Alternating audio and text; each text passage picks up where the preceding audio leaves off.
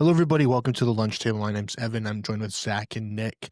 And today we're going to talk about some of the games and storylines of Week 10 of the NFL season. But before we dive into all that stuff, make sure to like and subscribe if you enjoy, to follow us on Instagram and TikTok at lunchtable.takes. And we'll hop right into it, starting off with the Berlin game featuring Knicks Colts. They won 31-25. This was their first game with Sauce Gardner after their massive trade during the deadline. And safe to say this was the Jonathan Taylor game. So, Nick, I will let you break down this game, where obviously a good win for you guys. Yeah, this was the Jonathan Taylor game. There's no other way to put it. The first 3 quarters of offense for the Colts were very, very inconsistent. And I felt like they weren't really using Jonathan Taylor the way that they should have. And then, Shane Steichen said, let's give the ball into the hands of our best player and see what happens. And then he just exploded and had one of the best international performances, I think, ever. And I don't think that's an exaggeration, ever in NFL history. Responsible for 285 total yards and 3 touchdowns. I think it's safe to say the MVP train for him is back on the tracks after a weird game against Pittsburgh where the Colts got kind of dominated.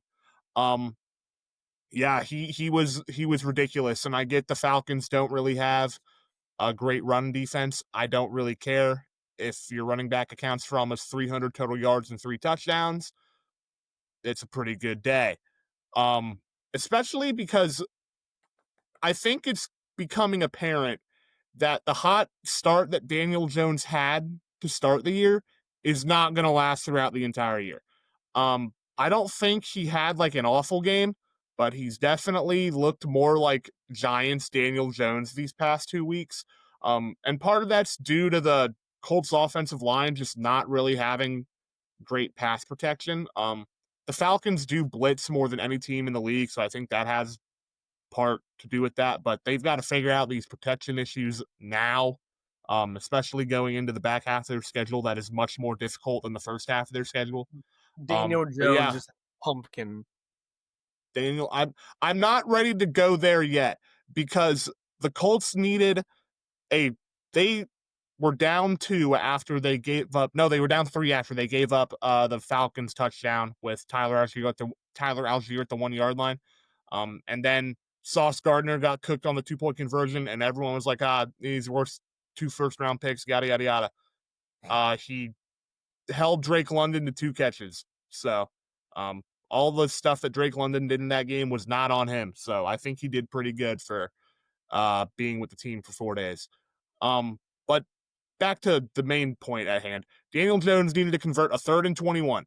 He scrambled for 19 yards and then completed a 4th down pass to Tyler Warren, who Tyler Warren also, I think, should be the front runner for Offensive Rookie of the Year. He was a monster against Atlanta. If we did not have him, we do not win that game. That huge 4th and 2 conversion. And then a massive catch in overtime that Daniel Jones put right on the money. Daniel Jones did legitimately come through when we needed him to. So I'm not ready to say he's back into pumpkin mode. But he's got a fumbling problem. And when the protection isn't great, he doesn't deal with the pressure well. But other than that, it was a very, very entertaining game. I feel for Falcons fans because they don't have their first-round pick this year. And they're 3-6. The Rams have that, right? Yeah, the Rams have that. So I feel bad for Falcons fans. Jalen Walker trade, I think. I believe so, yeah. So yeah, they're it's just not looking great for them right now. Their fans deserve better. But yeah, the waking up at 9 a.m. did not disappoint at all. Well, at least the Falcons aren't like the Bengals, who are actively taking themselves out of a better draft spot. Well, at least the Bengals have their first-round draft pick next year. Well, essentially we don't, because we're going to. It doesn't matter how bad the Falcons finish, because they don't have their first-round pick next year. Yeah, they could win one game and it wouldn't matter. Before you go, Nick, we didn't talk about We didn't do anything about the trade deadline, but obviously, like I mentioned, and you mentioned, Sauce Gardner was the big pickup for the Colts in the deadline, trading 2 first-round picks. After, I mean, what? Yeah, you said he was there for 4 days and then traveling overseas. Obviously, you probably didn't expect for him to have a crazy debut, but overall, what were your thoughts on that trade? Because that's kind of it's a win now move for It sure. is a win now move. It shifted my expectations for this year drastically. It went from, okay, this is a fun little ride. They might win a playoff game. They very well could make a deep playoff run, to now like, this team, this is, got to strike while the iron is hot. This is their moment to really give a real shot at this thing this year and next year. I do think initially it is a slight overpay, just because we haven't seen Sauce Gardner be that all-pro corner since 2023, but he's not washed, I promise you. He's still a very, very good corner, still a top 10 corner in the NFL. And I think it has the potential to be a win-win for both teams. If the Colts do have a deep playoff run, maybe God win the AFC or, greater, it will obviously be a success for them. And then for the Jets, I mean, you get 2 first-round picks. Your team is a dumpster fire, but you do still have legitimate pieces. So I do agree with the Jets doing their fire sale at the deadline. Obviously, getting 2 first-round picks for Sauce and then another first-round pick for Quinnen Williams when he was traded to Dallas. But yeah, I think that technically, if you want to just look at it from a player to like transaction standpoint, from what you got in return for said player, I think the Colts gave up a little too much. But if they make a deep playoff run with Sauce Gardner on the team, I don't care. I'm A-okay with that, especially because Chris Ballard's later picks are actually pretty good. So yeah, I'm not upset with it at all. I'm unbelievably excited, if you can't tell. I think that with that addition, they have a real shot to make a deep run at this thing. It was a heck of a game. I honestly only caught the overtime, but I thought it was a pretty awesome game to start the day out with. I mainly just really appreciated Jonathan Taylor getting me 49 fantasy points. That was pretty awesome. I did So, not. yeah. I woke up and I looked and I was down 50 already heading into the not even to start the day off. It made it Hey, so my much team better my than playing team made a pretty valiant effort though. I will give them that. They did make a valiant effort, but it But was not it enough was to it was not Jonathan enough. Taylor and Jahmyr Gibbs' performance. But yeah, Yeah. Jonathan Taylor was insane. It does kind of suck for the Falcons though, because they were right there. But yeah, I mean, I thought it was a pretty good game, pretty fun game to catch the overtime period during and start the day out right with. I don't have too much to say on this one, but but unfortunately, the Colts might be legit this year. I mean, unfortunately, we deserve this. But yeah, I'm super pumped about Jonathan Taylor. That is my biggest shout out for this game. I really enjoyed Jonathan Taylor's 50-point fantasy performance. Yeah, I mean, if Jonathan Taylor is going to win the MVP, this is the game that you're going to look back at and see that this is the one where he kind of distanced himself. Right now, he's fourth in line to win MVP, but he leads the league in carries, yards, touchdowns. He already has, I think, more touchdowns or the same amount of touchdowns than Saquon did He last has year. more touchdowns. He had 17 through 10 games, and Saquon had 15 all of last season. Yeah, so. And Saquon, was on the brink of breaking records and all that stuff. That's insane that he already has it halfway through the season. That's crazy. So I think the record I think is 28 rushing touchdowns. I think from LT. I somewhere in the upper 20s. You can 30. fact check me. I think it's 30 with receiving and rushing. Yeah, the most rushing touchdowns in the season is 28 with LT. Look at that. So I don't think he's on pace for that. I think he would need probably at least win what 7 games. He would probably need a couple games like this where he gets 3 or 4. But nonetheless, Jonathan Taylor's playing 31 touchdowns in 1 year. because 'Cause LaDainian he's Tomlinson LaDainian was an Tomlinson. absolute demon when he was That's playing for the insane. Chargers. That's unreal. But yeah, I mean, Jonathan Taylor is, the stalwart on this Colts offense, and he's been playing out of his mind. And this was by far his best game: 244 yards, 3 touchdowns, 7.6 yards per carry, and he had that long 83-yard touchdown, which was crazy. But I'm looking on the Falcons side, and I think if you're a Falcons fan, you probably have to be a little bit kind of discouraged or maybe concerned about this season. Yeah. I mean, being 3-6 obviously is not good, but we've said this for years. Offensively, you have Drake London, you have Bijan Robinson, Darnell Mooney. yeah, Darnell Mooney, Kyle Pitts. But around here. Penix is kind of, hasn't looked as great as you probably wanted him to.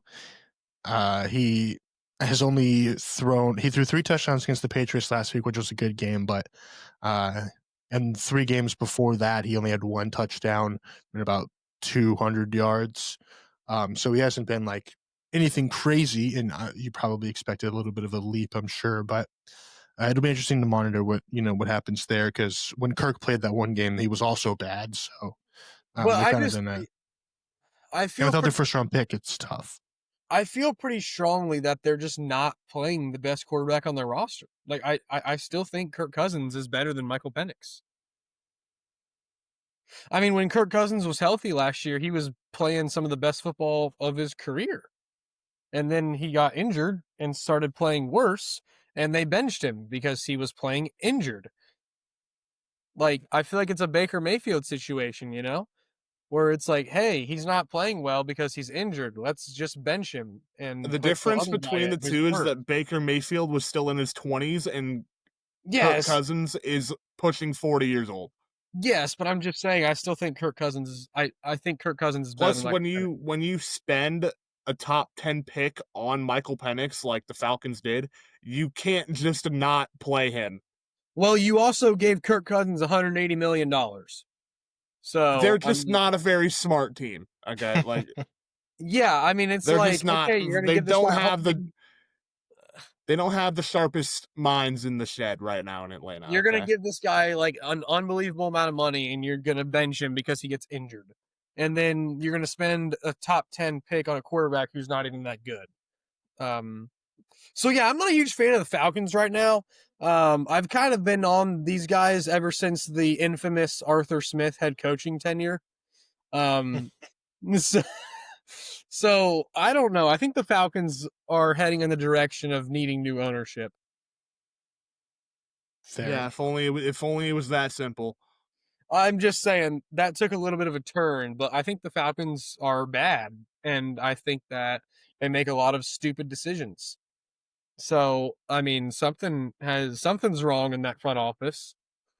I mean, they kept Arthur Smith employed for how many years? They started Kirk Cousins against the Dolphins and then lost 34-10. Yeah, but the Dolphins actually played pretty well in that game, and the Dolphins also beat the Bills by a lot of points. So I mean, it is the Dolphins. They just beat the Bills like 30-10. Anyone can win. They also lost to the Ravens 28-6 the week prior and lost to the Browns 31-6 3 weeks prior. Well, see, here's the thing. It's the NFL, so crap like that happens. I mean, I'm just saying, if you're going to use that, like, hey, Kirk Cousins and the Falcons suck because they lost to the Dolphins by 20. Well, the Bills lost to the Dolphins by 20, and we're not saying the Bills and Josh Allen suck. It's just, it's the NFL. It happens, And the Dolphins are not actually as horrible as we think. They're not good, but I don't think they're like as bad as the Bengals and the Browns, And the Saints, Cardinals, and the Giants. Yeah, well, Let's talk about that Bills game because that was, a surprising win. Um, and I mean, if we're being honest, Tua didn't really play like crazy. He had 173 yards, 2 touchdowns, 2 picks, 61 QBR. Josh Allen just didn't. He did good. He did fine, but it wasn't anything crazy. But defensively, the Dolphins did really well. Um, Devon Achane went nuts, 174 yards, 2 touchdowns. Jalen Waddle's still producing. But the Dolphins are still, not a good team. Obviously, they just fired their GM last week or 2 weeks ago. Probably a good Um, idea. and Mike McDaniel very well might be out the door as well. This game might have helped a little bit, but the Dolphins are still not in a good team state and probably need to be looking at quarterback soon. 100%. I don't think Tua is very good. I have said that for a while now, and I just don't think he's that good. I think they should be hitting the quarterback market in the offseason. I'm not totally out on Mike McDaniel though. I don't know. I mean, I don't really see like the team giving up on him quite as much as like the Chargers did on Brandon Staley. So I don't know if I'm not really sure what's going on down in Miami. That's a really weird situation. I don't really have a lot of I don't know what's going on down there. I mean, they have Tua's their not problems as good. well. I know that, but I mean, I don't really know what's happening. Tua's not good, and Tyreek Hill's out. Nor did he really want. I mean, Tyreek Hill was a shell of himself, anyways. But I don't know. The Dolphins are just a really weird team right now. Yeah. On the Bills side, do you think this game is any concerning for them? Obviously coming off that big win against the Chiefs, maybe a little bit of a hangover after that game because there's always a big one. Yeah, Yeah, I'm not concerned. I think that's here's what I will say. It classic trap game off of an emotional week against Kansas City where you once again you beat the big bad. Okay. Do it in January. But you beat Kansas City. Go on the road, divisional game, classic trap game. What is concerning to me is that the Bills don't really have a true wide receiver one. They haven't for the last several years, though. Yeah, which is fine if you're like the Colts and you have a guy like Jonathan Taylor in the backfield, because I wouldn't say the Colts really have a true wide receiver one. They have a But good mix of the Colts do receivers, have though. 3 legitimately good receivers and an all-pro caliber running back and tight end. And the Bills have Josh Allen, but the James Cook's been receivers. pretty good. Yeah, He just James wasn't James good Cook has this been game. very This good. game. He's been good. He's not Jonathan Taylor though. Well, I don't think Yeah. any other back in the league is. Yeah, I'm saying like they have Josh Allen, but they got to have receivers to catch the football. And They have I'm not. Khalil Shakir. Yeah, the Bills don't really Yeah. have that again. So until one of those guys, whether it be Keon Coleman, Khalil Shakir, whoever, separate themselves from the pack, that's going to be their Achilles heel, I feel like. And also their defense just hasn't really been consistent like you would like it to see. Devon Achane getting 8 yards of carry is not good at all. I understand it's a divisional game, but like their run defense is legitimately concerning. So unless this becomes a bit of a trend for them, they've got Tampa Bay this week. They'll probably just, win that game because that's what Buffalo does. I think they'll be fine in terms of the grand scheme of things, like actually making the playoffs. They're still probably AFC contenders, but those are definitely some things that you have to be concerned about, I feel like, if you're a Bills fan. Yeah, well, and with the Patriots, their emergence this season, I this can't will be. escape them. I can't escape them ever. I know. But Right, the Bills have dominated that division for years, and now that the Patriots are seemingly back, it looks like might create a bit more difficult path for the Bills because they won't get that first round first round home game, which we know in Buffalo could be big because of obviously weather and all that stuff. So it'll be interesting to see how the Bills play out. But yeah, I think they're still in that mix for contending AFC teams for sure. I wouldn't say like I would bet them to win the Super Bowl right now, but with Josh Allen, you never know. They did lose Dalton Kincaid though. I think he had a hamstring injury, so that's going to hurt them. Mm-hmm. But yeah, they need guys like Keon Coleman and I guess their wide receiver 3 is like Curtis Samuel. So Yeah. they need guys like that to step up. And they also probably need to start drafting wide receivers instead of trading them to the Chiefs. That's also probably a good rule of thumb. Yeah, I would agree with that. I definitely think that's a focus point for him is the receiving room. But I mean, Josh Allen's Josh Allen. James Cook is a very good running back. They got solid tight ends whenever Dalton Kincaid gets back. But I mean, I'm not really concerned about this team. I mean, do I think they're going to win the Super Bowl? No. But I'm not concerned about this team in the sense of playoffs, you know. I mean, Yeah. they might not win the division this year because the Patriots are so good, but they're going to make the playoffs, you know? So, in that sense, I'm not really worried about it. It's Josh Allen, you know? Like, he's going to get it done. So, I'm not losing my mind over this Dolphins loss. It is definitely one of those where you're like, oh, that's interesting. But I'm not, it's just kind of whatever, you know? I fully trust that Josh Allen and this team is going to get back on track. I'm not worried about him at all. Yeah. Another AFC team that, preseason was supposed to be a contender and I think still is. The Ravens won their third straight game against the Vikings 27-19 against JJ McCarthy, or better known as 9, as he likes to say. I mainly want to focus this conversation on JJ's comments, his play, and if the Vikings are really regretting letting Sam Darnold walk out the door. And Daniel Jones. They had Daniel Jones on their practice squad too. Well, I don't know about that one, but I would be probably he's better than JJ McCarthy. JJ McCarthy's had a couple good games this year though, so I don't know if I'm like totally out on him yet. Because it could just be one of those things where it's like, I mean, he's basically a rookie. So, I mean, I don't know if I'm like, he sucks, I mean, he's had like probably 2 or 3 games that he's played this year that have been pretty good. Has he? You can't be giving yourself nicknames though. Concerning. And then go and have that performance. I mean, here's what I will say. It's definitely concerning that he doesn't really get the ball to Justin Jefferson. How do you make Justin Jefferson look mid? How are you making Justin Jefferson look average? He had Josh Dobbs was looking like a quality starter because he was just throwing it to Justin Jefferson. Here's what I will say about if you're the Vikings in this situation, then what do?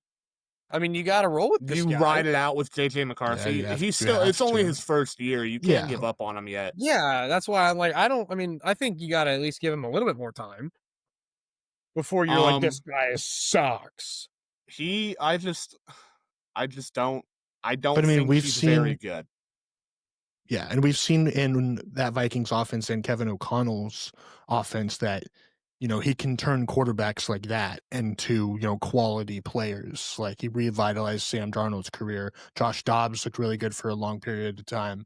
That's true. And we expected JJ McCarthy to, make that jump. And yes, he's coming back from a pretty significant knee injury and all that stuff. But you would think that it would just look a little better. I think the concerning thing I saw from this game was his 2 interceptions were just chalk up balls to Justin Jefferson that were in like double coverage and were like very terrible mistakes.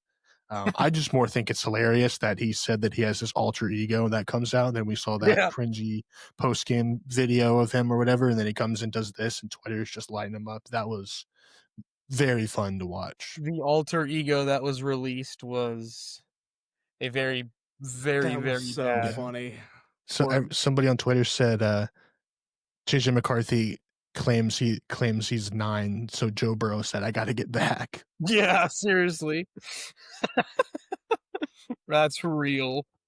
But on the Ravens side, 3-game win streak. Are they coming back? Yeah, they have Lamar healthy now. I would say purely because the AFC North is so terrible.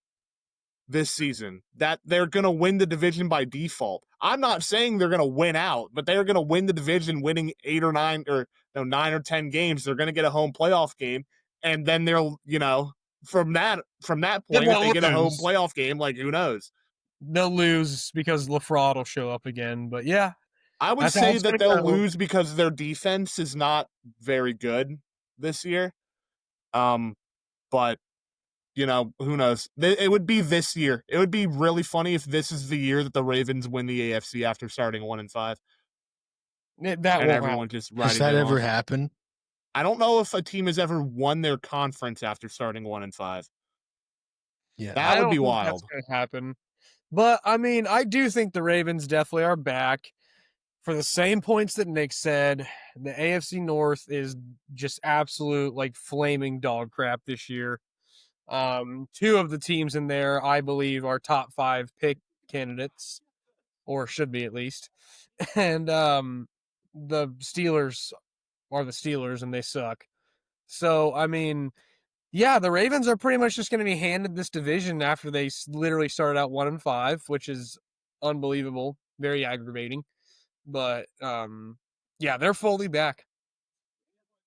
I don't know about fully back. It's been, like, 1 game with Lamar. But here's the thing. The Ravens' next 4 games are at Browns versus Jets versus Bengals versus Steelers. They should win all 4 of those games.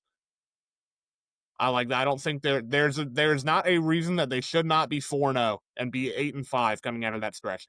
They do end with at Cincinnati versus New England, at Green Bay, at Pittsburgh. So that I would say that if they go, Joe Burrow will probably be back for that. Yeah, Joe Burrow will definitely be back. Not that makes that much of a difference, but hopefully he's back for the Thanksgiving game. That would be fun. Yeah. We would lose, but it would still be fun. What would you lose, 42-20 instead of 42-10? Yeah, I mean, in the grand scheme of things, we would probably lose like 42-41 in a very heartbreaking fashion. But it would be like fun. like the Bears game once again, or the Ravens games of last season, or the freaking Jets game. I mean, we can just keep going on and on. Yeah, you can honestly pick your poison. I mean, speaking on, how bad the AFC North is, it's been brutal for the Ohio teams. The Jets' 2 wins this season are against the Bengals and the Browns. I think that's an all-time low for Ohio professional sports. Yeah, it's pretty rough. It's not good. Nick, have you seen the picture of Justin Fields' stats and then his game against the Bengals? Yes, yeah. Or he had like less than 100 passing yards in every game, and then the Bengals comes around, he's got like 250. Yeah, he was awful this week against the Browns. But the Browns are just worse. Yeah, he had 54 yards, 1 touchdown, 1 interception, and a 16 QBR. Yet they won the football game because Dylan Gabriel got sacked 6 times. A 16 QBR? He had, what do you have, like 5 yards going into halftime? I think it's safe to say that the Justin Fields NFL experience is over. I was listening to an interesting thing today.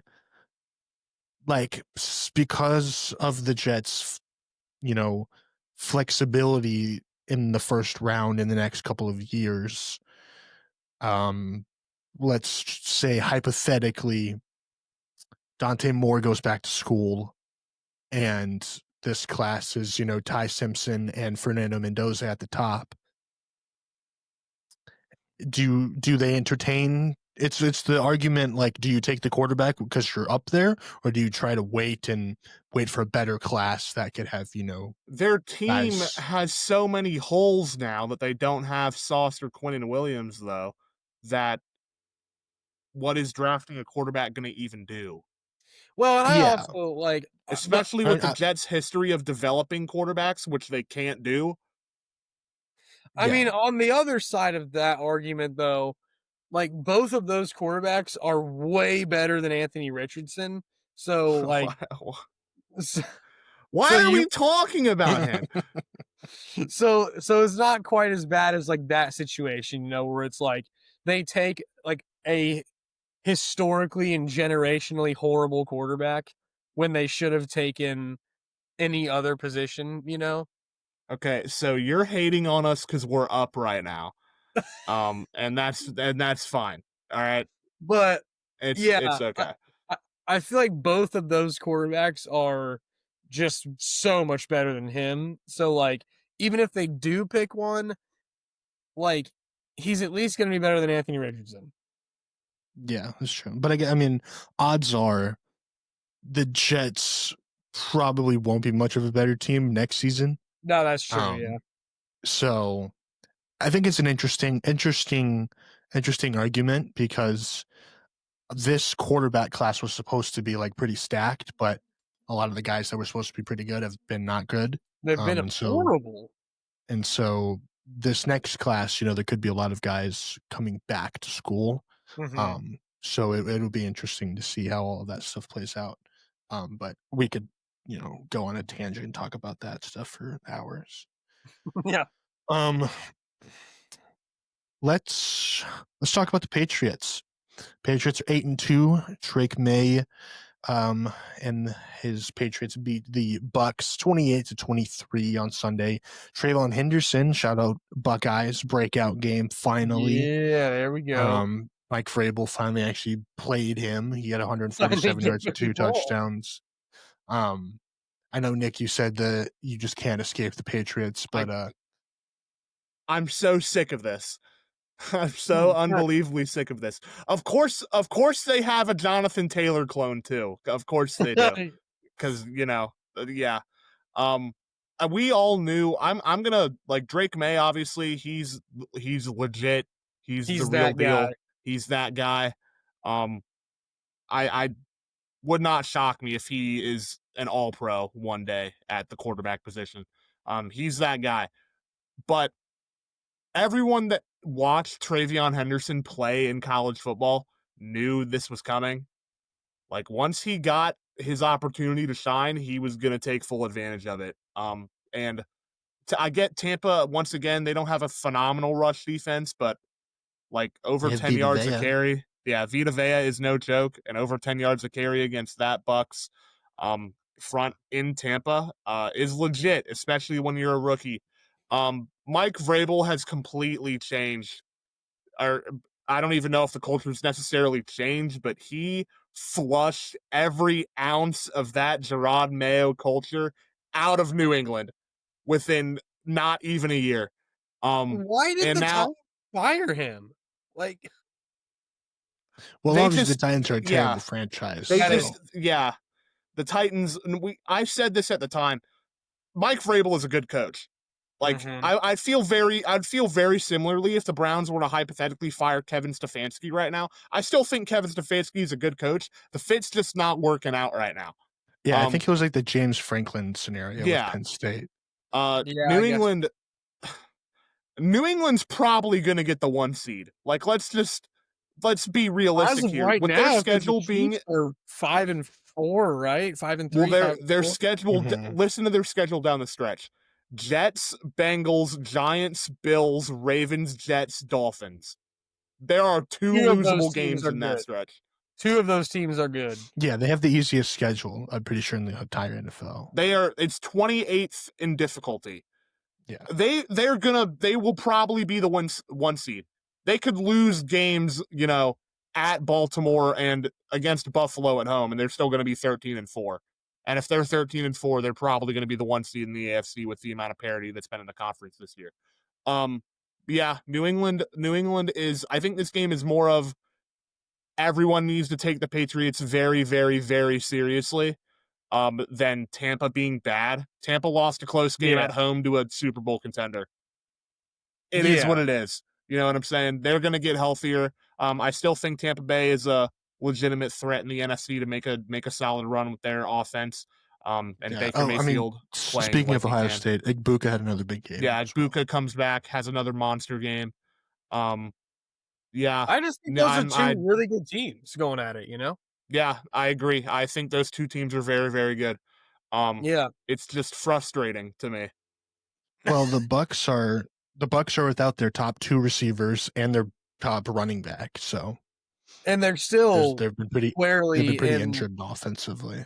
Yeah. I mean, dude, once you get Mike Evans, Chris Godwin back, and you roll a receiving trio of those three, Bucky Irving comes back, him and Rashad White, Baker Mayfield's playing at a really high level. That could be a Super Bowl team for sure. I mean, I think in the NFC, them, Eagles, Lions are up there, but I mean, yeah, the Buccaneers are Rams. a very good football team. What? The Rams. Oh yeah, Rams. Yeah, those are that was Seattle just too.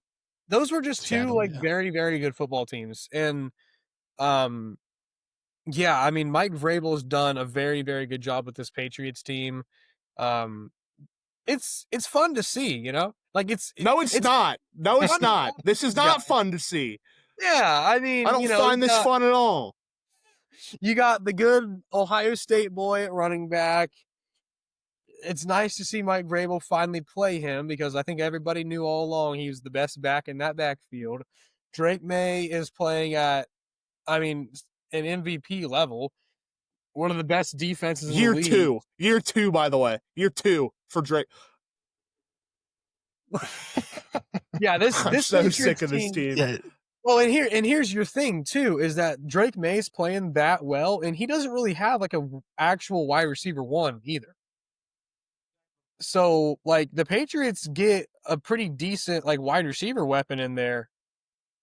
That's going to be a team to be feared, I think. They have in the Stephon NFC. Diggs. I know that. I don't know if he's done a whole lot though. I don't he's really been getting like, better, but Yeah. he's not what He's he coming was, back from obviously. his ACL tear, obviously. yeah, but he's just like he's not what he once was. And then outside of him, you got Kayshon Boutte, who's actually decent, but I still think Kayshon Boutte is like a wide receiver 2 type guy, you know? Like I Mhm. feel like they have several wide receiver 2s, but they just don't have like that guy at receiver. They're kind of like the Packers are right now, where they have a lot Yeah, of but I guys think their who are around receivers the are almost same better than the level. Packers. The Packers have a lot of just like whatever receivers right yeah, now. we're gonna get to Yeah. Green Bay here in a minute. Stephon Diggs is obviously capable of dropping, like he did it when he went back to Buffalo. He's capable of dropping 150 yards. He's not prime Stephon Diggs, but he's definitely a serviceable target for Drake May to sling the ball to. But what I'm saying is if they can get like an actual guy, They don't have like in an there- elite go-to receiver. yeah, like that's gonna be a really freaking good team because I think they've honestly got a lot of other pieces in place on this team.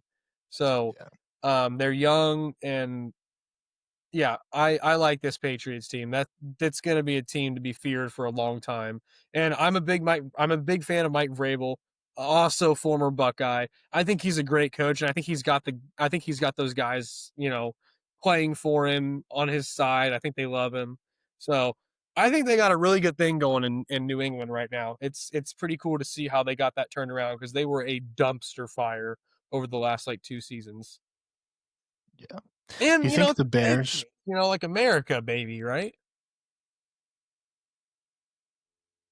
Didn't feel that way when Tom Brady was playing, but Yeah, you're gonna say the Patriots until the Bengals lose a playoff game to them, and then you're gonna lose your mind. The Bengals aren't even going to be in the playoffs because they're the worst. I didn't say this year. Never again. Hopefully again. Don't even I have get a me started on that. question. You think the Bears are in some ways regretting taking Caleb Williams last year? Because Caleb Williams he's been good this year. He's been improved. He's but, still been the worst I out mean, of all of them. Jaden Daniels, you know, took his team to the not Western Conference. What am I talking about? NFC Championship. NFC Conference Championship, and had one of the best rookie seasons of all in NFL history. Drake May is currently the leading favorite to win MVP, and also you know, has his team as the 1 seed in the AFC. No. 2 seed in the AFC. Thank God. And you know, not that Caleb Williams has been bad or anything. I think he's been playing fairly well under Ben Johnson, but I'm sure there's a little part of the Bears organization and Bears fans that are kind of like, oh dang, you know, we could have had one of these guys. Here's what I will say about that. With the Bears' history at the quarterback position, the fact that it looks like they have a guy for the next like 6 years, probably, at least, maybe longer, is a plus for them. I promise you that Bears fans are not like, oh man, I wish we drafted Drake May. I'm sure, like, in an ideal world, they would have been like, yeah, we probably should have taken Drake May first overall. But Caleb Williams has been good, which is already more than Bears fans can say about their quarterbacks in their team's history. Fair.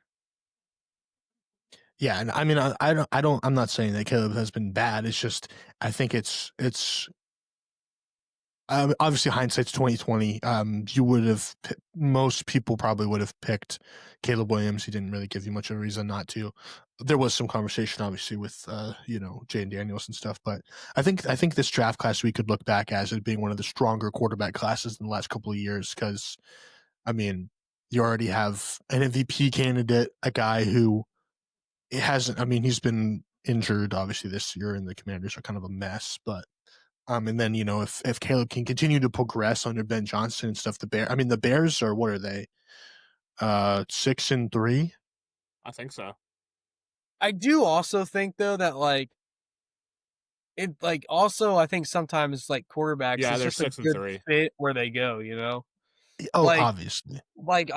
Drake May might not have been as good on the Bears as he is on the Patriots, you know. I think it's just kind of a good fit with how the team's set up and with coaches and stuff. Everybody was hating on Bo Nix and saying Bo Nix sucked. Well, Bo Nix is one of the better quarterbacks in that class on the Broncos with Sean Payton in that offensive scheme. So, I think where you go has a huge, say in things. Obviously, if you go to the Jets, you're going to probably end up being horrible. But if you go to the Rams, or if you go to the Vikings, or if you go to, Mike Vrabel with the Patriots, you go into a good situation, it's going to be a lot different. Obviously, Caleb Williams had a season with a not good head coach. But, now that he's got Ben Johnson, Ben Johnson's going to drastically improve his play. So, I don't know. That's my thought, my 2 cents on which it very well could work out that all three of them are very good for their respective teams, and no one's really regretting anything. But I think it's interesting. Speaking of highly drafted, highly touted quarterbacks, Trevor Lawrence and the Jags had an all-time collapse against the Davis Mills-led Texans, allowing 26 points in the fourth quarter, and a pretty embarrassing showing, honestly, for Jags. Jags fans. To lose to Davis Mills is just pretty bad, and to blow a lead like that. Heading into the fourth quarter, they were up 29-10. What do you even do? And they ended up right losing now 36-29. If you're the Jags, here's what I will say. I don't even know. Watching that game confirmed to me that the Colts have to win this division. They don't even need to win the rest of their games. They're just going to win it by default if they split their remaining schedule, because the rest of the Jags and Texans are just imploding. What do you do if you're the Jags? Yeah, 29 points to Davis Mills in the fourth quarter is 26 points to Davis Mills in the fourth quarter is pretty inexcusable. Where do you come back from this? I don't even know what you do here. What's the problem? There's so many. Do you, not that Trevor Lawrence is the overarching problem, but do you start having conversations about his future with the team? Because he hasn't been crazy this year. They just paid him all that money, though. I know, but I don't really. They're stuck between a rock and a hard place right now. I don't really know what to do because it's not that they don't have any weapons around Trevor Lawrence, because BTR, but he hasn't done anything this year. Travis Etienne's been a little bit better this year. I don't even. They just traded for Jacoby Myers. Yeah, I don't really know what is going on with this team. I guess their defense could be better. Travis Hunter's out for the year. I don't really know how much that plays into. I don't know. I have no clue what you do if you're the Jags. This team is imploding, and I don't really even know what the problem is, to be honest with you. I don't know what you do. You can't fire the coach. He just got here, so I don't think coaching's the problem. I mean, No, I mean they're still 5-4, so they still have a winning record. They and still everything. It's very just- well that's could be a that's a wild pretty card team this year. embarrassing game. Which I mean, it could just be a one-off thing, and I like just Nick feel said, like it they could be the aren't, like, wild card. And I just feel like they still aren't performing how they should be, though. You know, like I I feel like still we've just had this feel like same Trevor Lawrence conversation for the last isn't couple of like years. I don't understand it because like I feel like Trevor Lawrence just still isn't playing up to where he should be, you know? Because like even like we discussed how with Trevor Lawrence how we said okay, like the expectations need to be taken down. He is not like a Joe Burrow type guy who's going to put the team on his back and win you games by his own doing, right? He's more of a Jared Goff type of guy where he's going to be successful and he's going to play really well in the right system with the right guys around him. But he's not even doing that right now. You know, I mean, I guess he's been decent for the most part of this year, but I just feel like we're not seeing like that level of play like we should be. You know, like even I mean, I don't know, what is he like? Where would you rank him right now? Maybe like 15 out of 32 or something like that. Maybe. Probably lower than that. Yeah, So- he's To be probably honest. in the either pushing upper 20s, like he's like the Upper 18, 20s. like 18 or Oh, okay. 19 or whatever. And that's just like I mean, I Because just I I mean, don't on the I don't understand it. Like I feel as though he should be a top 15 player. You know, I don't understand what's going on in Jacksonville. I really don't know what to do with this team. yeah, this season he has 2,000 yards, 10 touchdowns, 7 interceptions. Yeah, see, that's not like It's not good. that is not acceptable. That's not good. Like I don't know what's happening here. But they also can't really just go out and get a new quarterback because, you know, they paid him a lot of money, like Nick said. But also, I mean, do we really think that they're going to go out and find anybody better in the draft or even heck through free agency? I don't understand what's going on with this team. Yeah, they might just have to ride through it, try to figure it out.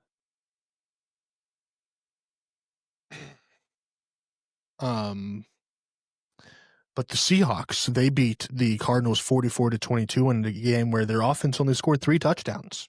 Their defense just absolutely dominated that game, and they are very, very easily putting themselves in the Super Bowl contention and especially NFC contention. And I mean, obviously the Cardinals are horrible. Kyler Murray's on IR and very well might have played his last game in Arizona.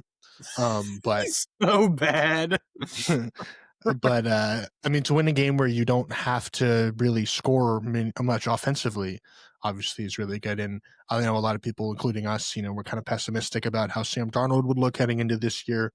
And obviously JSN has just been unbelievable this season. He has more, I think he has 11 less receiving yards than the entire Titans wide receiver room I saw. He's on pace for 2,000 yards or whatever it is.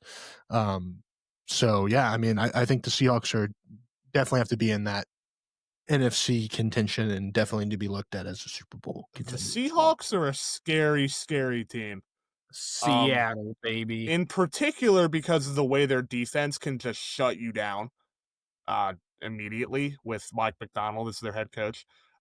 This game wasn't, what was it, 38-7 at the half? Something Or like something that. insane? Yes, it was 38-7. 38-7 at the half. Okay. You know, we're just gonna try stuff for the rest of the game. Yeah, I don't like how Seattle, and here's the thing, Sam Darnold did not have a particularly great game. He went 10 of 12. But we've seen earlier this year, he can drop bombs. He lets that ball rip. That touchdown to JSN was pretty. Yeah. I think I had Seattle as a playoff team, like a wild card team this year. I thought that Sam Darnold was not going to go to a bad situation. I did not expect the Seattle Seahawks to be legitimate NFC contenders this year. I think, to be truthfully honest, if you asked me, I would say the NFC champion would come out of the NFC West this year, whether it be Seattle or the Rams. I think they've been the 2 best teams in the NFC this season. I think the Buccaneers are up there. I gotta see how they look once they get all their pieces back. I haven't seen them been, fully transparent, fully like ready to go. Um, but Seattle scares me. They've been beaten up on some good teams. I still wonder how they will look um, when they face like a true alpha team. They play the Rams this week, so we'll see how that goes. And That'll I be a also good still game. I wonder how they're gonna look because they throw out of heavy personnel a lot. Um, that's kind of like the big thing with them is that they like to rock two tight end sets, and JSN's kind of just carrying that receiving core right now. Um, but yeah, they Sam Darnold has well and truly revitalized his career. He's looking like a top 5 pick again. And Seattle is looking like one of the best teams in the conference. Well, I was actually going to comment about how I think offensively, I think they're doing some pretty good stuff offensively. I know me and Evan have looked at some of their like passing schemes, and I think they're doing a I mean, I just think they're doing a good job with like using play action and stuff to help their offensive line out because like we were talking about at the beginning of the season, I mean, we thought they were going to have a bottom offensive line in the league, right? Or they did last year, didn't they? Yeah, they were, I think, the worst or one of the worst offensive lines in the league last season. And now all of a sudden they're more towards the top. So I think what they're doing offensively is actually really good. And I think it really helps them having multiple tight ends, you know? So yeah, I think the Seahawks team is a very good team. I think that Sam Darnold's definitely playing really well, which I mean, that was really kind of my thing with the Seahawks team going into the season. I thought, I'm just like, this is just a really weird team. Like this team is just weirdly assembled. Like you got a quarterback that I'm not yet sold on. You have, an out of prime Cooper Kupp. It's just a weird team, but that I mean it's working. They're fitting together very well. This is a very good looking team right now. And I mean I would agree with Nick. I think that they are one of the best looking teams in the NFC right now. So it's been nice to see another Buckeye flourishing at the NFL level, but yeah, I just think it's really interesting how how offensively they are throwing the ball so effectively out of their like multiple tight end sets. Another team that comes to mind that uses multiple tight end sets most of the time would be the Steelers, and they are not throwing the ball near as effectively as the Seahawks. So I don't know. It's kind of an interesting offense to look at, I guess, but they are having a lot of success. And JSN, I mean, he's on pace to break that 2,000-yard mark. I don't know if he will, but you know, he's playing really well right Yeah. now. So the Seahawks team, it's a fun team to watch. I mean, I watched that Commanders game, and I mean, it was just an absolute disaster. So you got a good team here. Yeah, I mean, it's crazy what an offensive coordinator can do in just one season. Last year, they had Ryan Grubb, I believe, was their offensive coordinator. He was with Kellen DeBoer at Washington. He is now the offensive coordinator at Alabama and is doing good there. Mm-hmm. And then they bring in Clint Kubiak, and he's Mm-hmm. just completely changed their offense, like you guys are both talking about. Obviously, the continued emergence of JSN helps, and Sam Darnold, also playing really well. But yeah, I mean, when they're looking like a legit team, and I mean, shout out them for seeing the regression happening of Geno Smith and moving on from him when they did, because that looks like a move that That's such obviously a funny thing to could be look at in huge. hindsight. We thought going into this year that would be a fun story to track. Geno Smith, is he going to perform well with the Raiders and Ashton Genty? Has Sam Darnold revived his career? We'll see if the Seahawks just made the right choice or not. It's not even it's funny to even bring that up in current day, the current Yeah. times. Yeah. But to your point, Nick, about Darnold throwing the ball great downfield, he's completed 54 of his 78 passes for 10 and that are 10 plus yards, and he has the second most yards in the NFL and during those passes of I think 1,300, and then he has 13 touchdowns and 2 interceptions. So he's throwing the deep ball really well, and JSN is heavily benefiting from that. Another NFC quarterback that's spinning it is Matthew Stafford. Has looked like an MVP the last 3 games. I think he's had I think 13 touchdowns and 0 interceptions his last 3 games, I believe. So against the 49ers, he threw for 280, 4 touchdowns, no picks. Saints 281, 4 touchdowns, no picks, and the Jags 182, 5 touchdowns, 0 picks. So he's firmly placed himself in the MVP conversations, and the Rams look like they're back to their Super Bowl contending ways. And yeah, I mean, I feel like I was never really. We all knew that obviously Matthew Stafford is really good. I think we all had him in our top 10 or close to it preseason. But there was the injury scare in the beginning of the year. What was it? His back or something? Yeah. So we were kind of, but obviously it's not a problem because he's throwing as good as he has. Playing the best football of his career is what he's doing right now. Spinning it, baby. Yeah. All right. I mean, he's MVP. Could be. He's currently second. I would wager. If I had an MVP vote, I'm voting Jonathan Taylor. Well, obviously, even putting personal bias aside, I'm voting Jonathan Taylor. I think he's been the best player in the league. But if you're going to give it to a quarterback right now, I would give it to Matthew Stafford.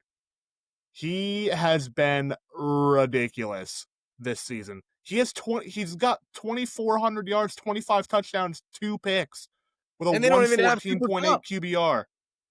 They have Devontae Adams instead of Cooper Kupp. That's fair. Cooper Kupp is a Seahawk now, but still, he's also not been good. Yeah, he is. The Rams are, they're Super Bowl contenders again, and Matthew Stafford. I would say, assuming that he keeps this pace up for the rest of this year, and the Rams have another deep playoff run, has put himself into the Hall of Fame. I would say, comfortably at this point. If he hasn't already. Yeah, if he hasn't already, after they won the Super Bowl, we were like, okay, he's got a Super Bowl now, he's got the stats, but either he didn't have the stats and he had playoff success, or he didn't have playoff success and he had the stats. So we were kind of just waiting for him to put it all together, and now he's putting it all together. So with his career totals, I would say he's definitely a Hall of Famer now.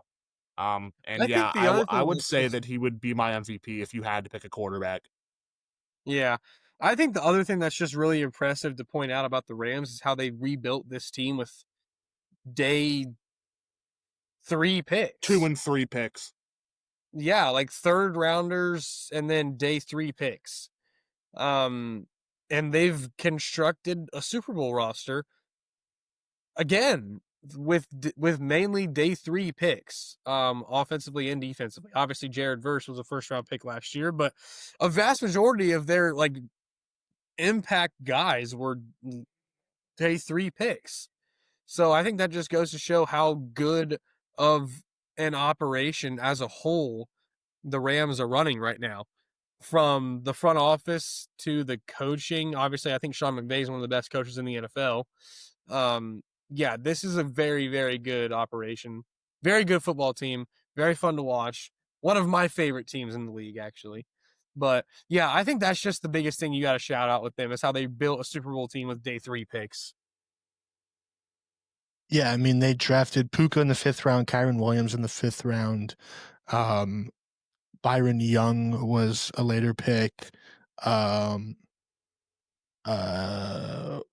Kobe Turner, Braden Fisk, and then once they got a first-round pick, they hit on it with Jared Verse.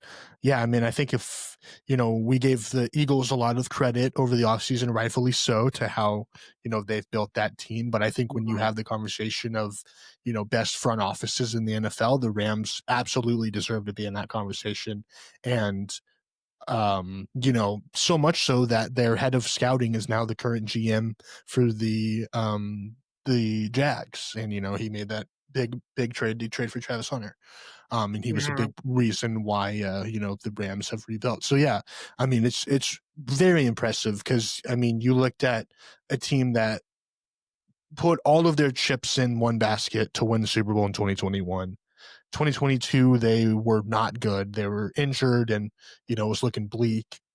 And like you said, without having tons of draft capital, they were able to reaccumulate talent. And, now we're sitting here, 4 years after they won the Super Bowl, 3 years after they were, I think, like a 4-win team or something. And we're talking about them as, Super Bowl contenders and potentially having a potential MVP quarterback. It's just very impressive what Sean McVay and that front office has done to rebuild the Rams into who they are today. Mm-hmm. I agree. Do you want to talk about the Chargers' bad offensive line? Here's what I will say about that game. I didn't get a chance to watch a lot of it. How did the Colts get dominated by that Steelers team? And also, how did the Colts dominate that Chargers team? That I don't. It's, I guess, any given Sunday. Pittsburgh, it's looking like another, good start to mid to late season collapse for them. Yeah, they've, shocking. that's kind of the Pittsburgh way at this point. Every year type crap. It is every year. They better beat Cincinnati at home because their next 3 games are not particularly great for them. But yeah, their offense just looks lifeless. And it after Aaron Rodgers started out the year pretty, electric, he's definitely taken a step back. And I would say this is his worst game as a Steeler easily. But they just didn't look competent at all on offense. And if that persists, you can kiss the entire season goodbye. If you're a Steelers fan. And I think this game was a get-right game for the Chargers. I think that they will probably also end up being a playoff team. They could very well still win the AFC West, with how fraudulent. I mean, I guess I shouldn't really be saying the Broncos are fraudulent after we needed overtime to beat the Falcons.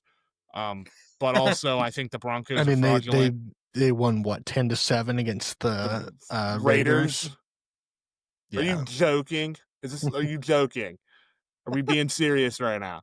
Not the only 10-7 scoreline, by the way. Yeah. But yeah, the Steelers got to figure some stuff out. Their offense just looked anemic, and with their defense already not being as good as it's been in years past, that could spell death for them very soon. You'll find this amusing. So I saw a clip the other day, and it was, how in the Sunday night games or whatever they have like the player intros, and then they have like the PFF grade at the bottom, and we always crack up at how bad the 2021 Bengals offensive line was. Yeah. The Chargers offensive line is right up there. They had like 36 out of 36 guard, 35 out of 35 center. And they're ranked the 30th best offensive line in the NFL right now. So they've been really bad. And Justin Herbert's gotten sacked 11 times in his last 2 games. Oh, I didn't know that. Jeez. Yeah, he got sacked 5 times against Steelers and 6 times against the Titans. Both. Yeah, that's a Burrow stat line. So Chargers fans and Justin Herbert are feeling what Bengals fans like us have felt for a long time. Yeah. But I just thought it was kind of funny that it was basically the same thing. Like they were last in every position. But also Joe Alt's out for the year, and so is Rashad Slater. So those are 2 of their stalwarts. That I was about to say that would be why their offensive line is so bad. I mean that's the difference between this team and that Bengals team is that Bengals team, their best option was the best was that they guys that genuinely were not in the NFL the following season. Yeah. Oh, yeah. But Justin Herbert's still finding a way, still playing well, and they're on a 3-game win streak. So he's just that guy. He's a very good quarterback. Mm-hmm. All right, let's wrap it up talking about this 10-7 snooze fest of a game between the Packers and the Eagles, a potential NFC playoff matchup. I think there was a lot of interesting things to take from this game. Nick, I know you had some stuff you want to talk about. With this game, the Packers the Packers are so weird. They're just so weird. They're such a weird team. They've lost their 3 games to the Browns, Panthers, and Eagles by a combined 10 points, and they haven't given up more than 16 points on any of them. Like, they got their offense has Matt LaFleur's got to, lock in this play calling. And Jordan Love just has to start playing better. The problem is they don't really have a credible receiving threat now with Tucker Kraft being out for the year. And with as inconsistent as Jordan Love is, you're either going to get historic performances like he had on Sunday night against the Steelers, or you're not going to be able to string 2 passes together. And like, the Eagles don't impress me. They didn't impress me either. I get the Packers have a great defense, but like 10 points in an NFL game in 2025, come on now. For a team that just won the Super Bowl? For a team that just won the Super Bowl. The Eagles, you can very clearly tell, are still an elite team, and they're going to be in the Super Bowl conversation, but they're just so ugly. They remind me of last year's Chiefs. Yeah, I don't. It's just that game just felt like a waste of time. Yeah, that game was honestly a pretty big disappointment. I was looking forward to that game for like the whole week. I was like, man, it's going to be a really good game, but that was a pretty big disappointment. The Packers, I agree with what Nick said. Their receiving room is just actual balls. I mean, they don't have a guy. And I realize Matthew Golden was injured, but my thing is like, why is he not more involved? Like, he has to be the most talented receiver on that roster, surely, right? And they spent a first-round pick on him. So why do they not use him? I don't understand that. So that's my first complaint with the Packers. They just don't use the guy they spent a first-round draft pick on. And I don't, like, they got a great running back. They had a great tight end, but their receiving room is just not good at all. I mean, it's just those are a bunch of like very like meh receivers. That's the way I always describe them, because they're just like, you know. I could not critique that receiving room more. They have got to get their receiving room figured out. And I think it starts with getting the guy that you spent a first round draft pick on more involved. Like, that would probably be a decent place to start and see if you have something there with him. But yeah, the Packers offense is just so weird. It's just so incredibly up or down. Their defense is one of the best defenses in the league, but their offense is just, I just don't even really know about this offense. So very disappointing offensive performance out of the Packers. The Eagles, I'm at the same spot Nick is. This is still a Super Bowl contending team. It was just a bit of a egg that they laid, I think, but also against one of the best defenses in the league, like I said. So I think there's more to question about on the Packers side of things than there is the Eagles side of things, for sure. I don't really have too much to hate on with the Eagles. I mean, I think it's funny how A.J. Brown hasn't really done that much this year, and he's the biggest diva in the entire NFL. So that's kind of funny. He very well might request a trade. That's pretty funny to see, because he is an enormous diva. He is a good receiver, though. It's just funny how much of a, like, give me the ball type of guy he is, So I don't know. If I was A.J. Brown, I'd be doing the same thing. Yeah, I mean, it's like if Jamar Chase played a game and had 3 targets. I don't know. I mean, Jamar Chase has done the same thing. Okay, he said, "Hey, I'm open. Give me the ball." Way better than A.J. Brown. Let's not do that. But A.J. Brown is A.J. like Brown is still a legitimate alpha, like. Yeah. So him demanding targets, I don't think is a crazy thing. Okay, well, guess who else is a legitimate alpha receiver? Amon-Ra St. Brown and Puka Nacua, and those guys aren't out there complaining for targets. Like, those are getting targets. 20 a game. I'm just saying that those are team football players. Like, they're going to get their noses dirty, and they're going to, like, play football. And I like AJ Brown. He's a good receiver. I just don't see him being quite as much of the team player type of guy as other guys are around the league, I think. I don't know. That's just my take with AJ Brown. But I think the Eagles are going to get things figured out. Yeah, I'm not worried about this Eagles team. I like AJ Brown. I'm not hating on AJ Brown. I'm just saying that I think that he could probably stop with like the whole target thing, or at least like temper it a little bit more, because it's going to get figured out. The Eagles are a good team. Things will get figured out. My question mark is on the Packers side. The Packers have some offensive woes that need to be fixed, but I don't know that it's going to be ultimately fixed unless they figure out their freaking receiver room. So I don't know. That's my complaint with the Packers. Yeah, the Packers have lost 3 games this season where they allowed 16 or fewer points.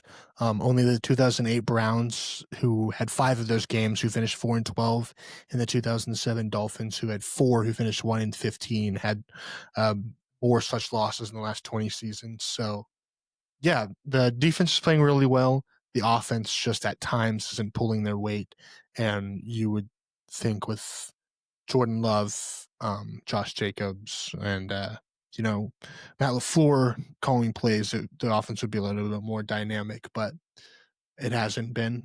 At least it wasn't in this game. But the Eagles obviously are a very good defense.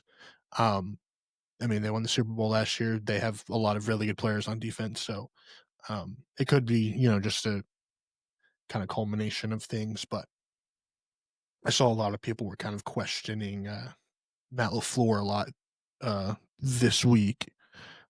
So it is interesting to see. But I still think that the Packers are, one of the best teams in the NFC. And I think if they, put it together and, like Nick said, Jordan Love plays like he has in games where they can go really far. So I think that's pretty much all of the games. Let me double check, but I think that's obviously the Monday night game. So we're heading into week 11, where there's a couple good games. Bucks Bills will be fun. Seahawks Rams will be fun. Chiefs Broncos will probably be good. Lions Eagles is the Sunday night. Oh yeah. So there's a pretty solid slate of games for this week 11. So it should be fun to watch. But that's going to wrap it up for us today. Hope you guys enjoyed. If you did, make sure to like and subscribe. And again, thank you all for listening, and we will see you guys in the next one.